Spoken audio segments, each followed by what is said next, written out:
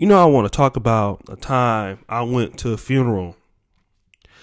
Let's say the dude's name was Little Pookie.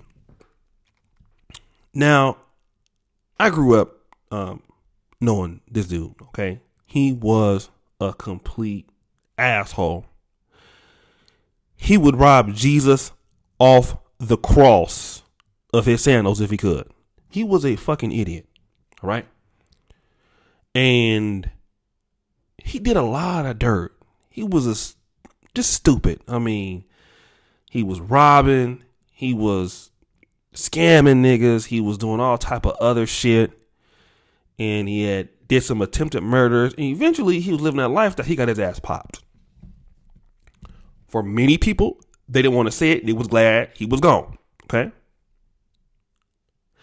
You know how black funerals go.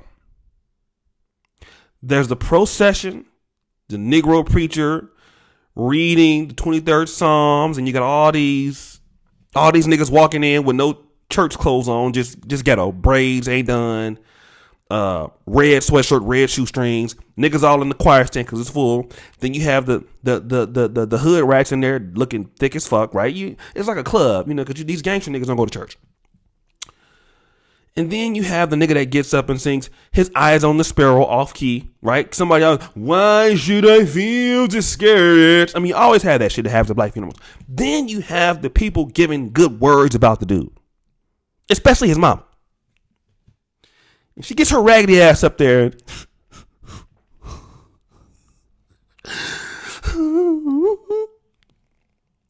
I don't know how it happened to my baby. I mean, he just loved people. I mean, he would never do that. I don't know how they took his life. And everybody, because some nigga walks up there and tries to console her while she's crying. But the other 99% of us in the audience know that Little Pookie wasn't shit. He was a motherfucker. He was crazy as shit. Everybody knew it.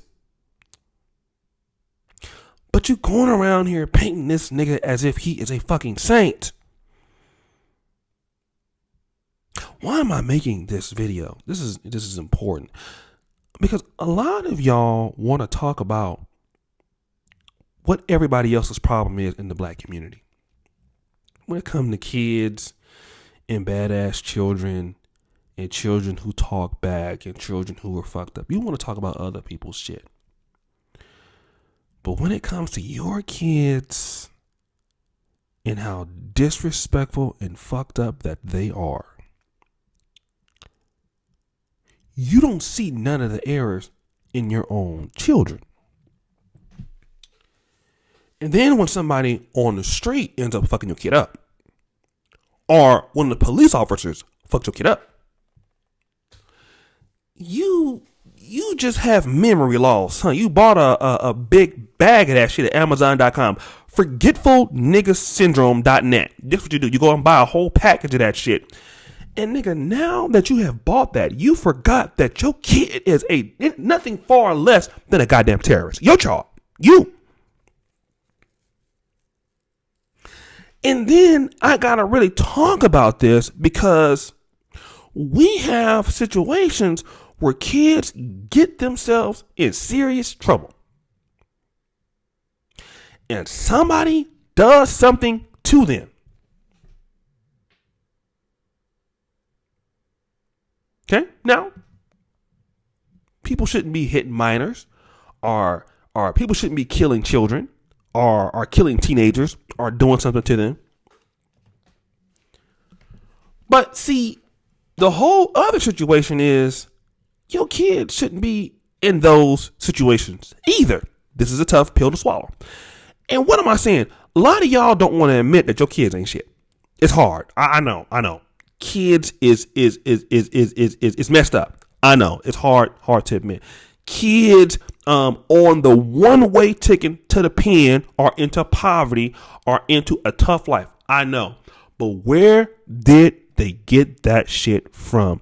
They got it from you. See, you see how unaccountable your kids are and how they don't take responsibility for nothing and how they can do no wrong and they will only listen to you. See, they got that way because you made them that way. And so when they go around causing all of this chaos around, wherever they live, prison communities, black communities, all of this, it all falls back on you. And so when something happened to him and you get up there on that funeral and you looking at your child in the casket and you can't wonder what happened, you know what happened. You know what happened. These kids are fucked up. And we got to stop acting like there's not a problem. See, let me tell you a story. My daddy, thank God for him. Even in his drug addicted state. He knew I was fucked up though. He knew it. You didn't even have to tell him that I had fucked up. He already was suspicious of my behavior. So he would be the kind of person that might even whip me because he think I did something. He ain't got no proof, but he knew me because he knew himself. He knew that he wasn't shit and he knew that I got a lot of that in him. So he's watching me like when I was like a little 1-year-old baby, 2-year-old baby. There you go. He's a little nigga sneaky. He be studying there with notes and shit. Yeah, he's fucked up. Yeah, I gotta get him now before somebody else get him. And so when somebody called and said, your son talked back in class, bow, instantly, teeth all the way on the other side of the goddamn room. Why? I needed it. Don't you talk back to adults. That was his message. Quick, bow, teeth over there. Picking them up, putting them in one by one. And you better not cry. Motherfucker hit like George Foreman, talking about you better not cry. I'm over here on the TKO. You better not say nothing. Don't you shed a tear. That was me trying to get my shit together. But in today's age, because see, back then parents would be thankful if you dry snitched on their kids. Thank you for telling me. And if you see him, you whoop his ass too. I'll get him when he get home. Don't worry about it. You take care of him. You get him the first round. I'm gonna get him the second round. Today, if somebody call you and tell your kids, now, don't you tell me about my son. Don't you tell me about my daughter. She ain't did none of that. And you know damn well you didn't check your kid for the same shit. That these people ain't lying on your children. You know that your kid steal. You know that your kid curses. You know that your kid, because you do it.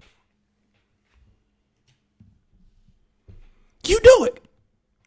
And everybody knows it. But now you want to be defending the child.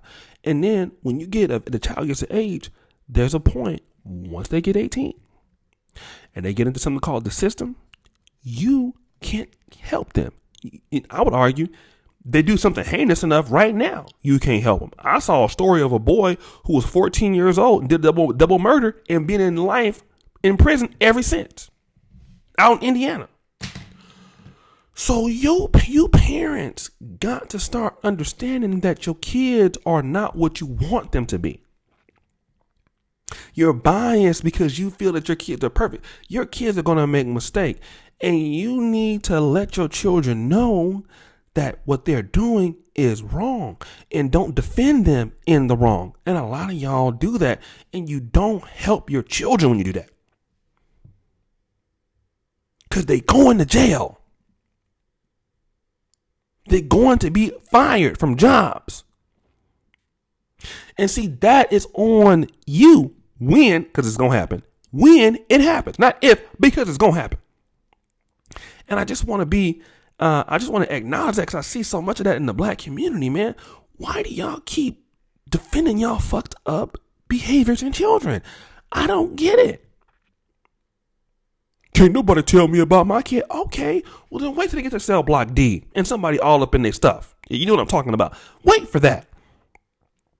So for those of you who have kids, nephews, all of that. Y'all need to get them straight, man. Because you can't always stick up for them. You're going to leave before they do. So I just wanted to drop that one on you, man. Hope you enjoyed the video. It's been on my mind. I'm going to be a little bit more regular now that I'm back here in Poland. Guys, it's good to be back. Thank you for those who've been supporting us on patreon.com. I just came back from South Africa. Dropped a video on doing business in Africa. I hope you got it. Hope you like it, brothers. I do appreciate all of your support that you have done. So, like, share, subscribe, hit the bell. Let me know what you think. Are you protecting your badass kids? Let me know. And as you know, the buffoonery, it remains the all-time high. I'm out.